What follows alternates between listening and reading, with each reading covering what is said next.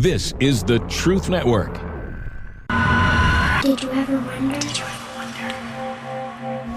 I do. Did you ever wonder why the sun always rises, but the stars never fall? Why dry land is never satisfied by water? And why fire never says enough?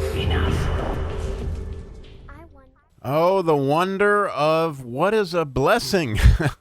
We sing it in the Psalms. We sing it at church all the time, and you hear people say they have a blessing for you. And so exactly what does that mean? I mean, it's one of those things that I think I like to contemplate at times, especially when you look at a verse like Psalms 103:22. It says, "Bless the Lord, all his works in all places of his dominion." And then it says, "Bless the Lord, O my soul." So how does that exactly work? And interestingly, when you look up the word bless in Hebrew, you're going to find that it says to kneel. I don't know if you knew that, but that's fascinating. And certainly that's an idea that Daniel had down well, right? Because it said he kneeled in prayer. And that idea of kneeling fits really nicely with the letters that are in the word blessing, or to bless. It starts with a bet. You can hear that B sound, right? and it's interesting that bet idea is always very much connected to understanding and to sonship, and so that's beautiful. And then the resh, which would mean that to contemplate something or to consider, and so that idea of contemplating the sun and that kind of thing. And then comes this wonderful, wonderful letter at the end of the word barach, which is a blessing. And that is the letter, and not that all the letters aren't amazing, but in this particular case, it's really revealing to me on why this is kneeling, okay? That the letter hoof is the last letter in the word blessing, and you can hear, it's got sort of a K sound to it, so that's why you hear barach, at the end of it. And that letter hoof has to do with normally a crown. But the beautiful, beautiful thing that happens is the final hoof has this look to it of a crown that is unfolding. And the idea of it is, in fact, if you use the hoof as a suffix, it means you. And so as that that crown kind of unfolds, it's the idea of God is coming to talk to you, right? And so that it really, when you appear before him, like if you're kneeling, and like I just decided, since blessing was kneeling, I would go down and try to bless the Lord, and as I found myself kneeling, I kind of ended up on my face. And as I was thinking about how that looked like the normal letter hoof of a crown, that is sort of this, hump-looking affair, as I was on my face kneeling and supplicating for people, as we'll get more of the idea of a blessing here in a minute, and you'll understand why. But then when God shows up and he begins to talk to you, you stand, you come straight up, kind of, so to speak, like the final hoof is more vertical than the original hoof. I'm sorry, it's hard to say. Now, the original hoof is like I said, is like the palm of your hand facing down. And the final hoof, it kind of unfolds and straightens up, but it's still bent over at the top. So you can imagine that you're talking to God. Your head is still kind of bowed in prayer, but now you're kneeling with your back straight. It's kind of a neat looking idea. And what I heard just yesterday, which was beautiful, was this idea of empathy.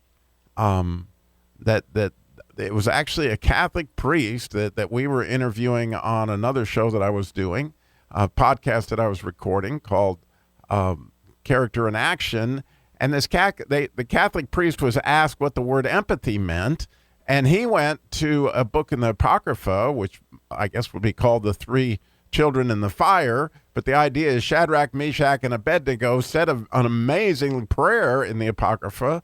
And in that prayer, they blessed the rain, and they blessed the snow, and they blessed the frost, and they blessed the dew. And this whole idea that's in Psalm 103:22, they were blessing, they were asking all the different elements to bless the Lord. And of course, all these things were things that he created, right? All your works, bless you. And so with that, he said, what Shadrach, Meshach, and Abednego were doing was they were asking those elements to be what God meant them to be, right? That the way that those things would bless the Lord is to be what they were meant to be, what God intended for them in the kingdom. And it's sort of neat that when you are blessing someone, you're asking the Lord that they would become what they were intended. And so when you see the blessing of the 12 tribes that Israel did, you can see that what he was speaking over them was what God intended, obviously, that Judah would become this lion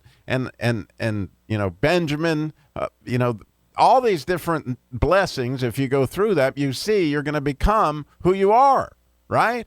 And so what a beautiful idea of empathy that you are going to pray on behalf of someone else that they become who they are, that would be the blessing, right? That would be, what an amazing thing, right? And so I had the best time actually on my knees today, both kneeling, bending over, and kneeling, coming up, this idea of, and blessing many people that I know, asking the Lord that he would help them to become who they are, that he would bless them, right? And I couldn't help but think of, the Aaronic blessing, right? Lord, bless thee. Wouldn't it be amazing if we could become who we are?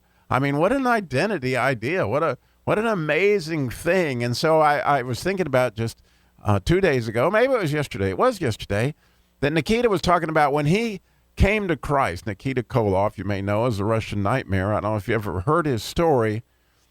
But the day he came to Christ in the church that he where he knelt his, went to the altar, this man came up to him and said that he'd seen him on TV years before doing an interview, like professional wrestlers would do, screaming at the camera.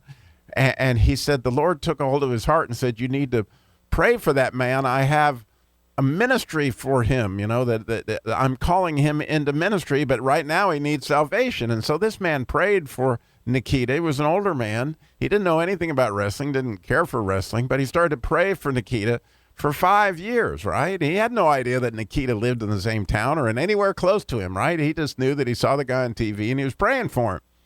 Well, the day that Nikita, came to the altar, he saw him for the first time in real life. And so, in fact, he was sick that day and he wasn't going to go to a church, but God, it prompted him to go so that he could see the man that he'd prayed for all for 5 years come to Christ. And then he spoke over Nikita that God would have a ministry over his life. And of course, if you know Nikita, he clearly does. And you can see the blessing involved in that. The word blessing never came out in the interview. But as I thought about the idea of what a blessing is, oh my goodness, when somebody speaks something over you, that you become who you are, right? How amazing is that? And I was blessed by Miss Beck. I was thinking about that. I had this lady, she lived to be 104, that had read the Bible through almost every year. And she was, born in whatever it was, 1912 or 13. So she lived a long time. But one time, and she was an amazing woman of God, I can tell you. But one time after I spoke, she came and said, you have such an anointing on your life to speak, Robbie. It's just amazing what God's doing with you. And she was so encouraging. And I just think about it now that she was blessing me, right?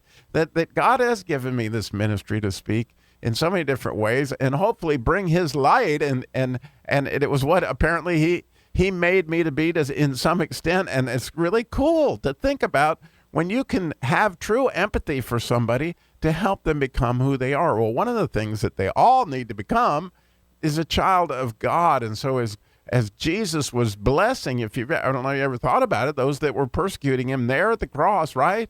He said, don't hold this again. He wanted those people to come to him as he wants all of us to come to him. And so, man, what an opportunity we have today as we get on our knees to bless. Think about being in the presence of God and asking him to help those we love and actually all his works become who they are. The wonder of a blessing. Thank you for listening. Did you ever wonder?